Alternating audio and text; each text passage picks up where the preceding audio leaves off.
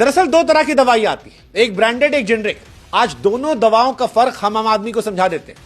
आपने अक्सर सुना होगा, अगर किसी आदमी की हैंडराइटिंग बड़ी खराब हो तो लोग चढ़ाते हैं कि अरे भाई साहब, इस तरह की हैंडराइटिंग तो सिर्फ डॉक्टर साहब पढ़ सकते हैं। लेकिन आपको जानकर हैरानी होगी कि यह मजाक नहीं है, इसके पीछे गहरी सच्चाई है। असल में डॉक्टर साहब जो पर्चा लिखते हैं वो मरीज के लिए होता ही नहीं है, वो पर्चा दुकानदार के लिए होता है। उसकी लिखावट किसी रहस्यमय कोड जैसी होती है। आम आदमी तो सर पकड़ ले कि लिखे क्या है, इतनी गंदी हैंडराइटिंग कैसे है। पर मेडिकल स्टोर वाला वो एक झलक में पढ़ लेता है कौन सी दवा चाहिए। इसका मतलब यह है कि पर्चा मरीज के नाम पर तो लिखा होता है, लेकिन असल में वो लिखा होता है दुकानदार की भाषा में। जो ब्रांडेड दवाएं होती हैं वो नाम और पैकिंग के दम पर महंगी बिकती हैं, जबकि जेनरिक दवाएं वही असर करती है लेकिन सस्ती होती है। उदाहरण के तौर पर, जैसे मान लीजिए कोई बिस्किट है, एक बड़े ब्रांड का बिस्किट है, पार्ले जी उदाहरण ले लेते हैं, और एक बिस्किट है बिना नाम वाला।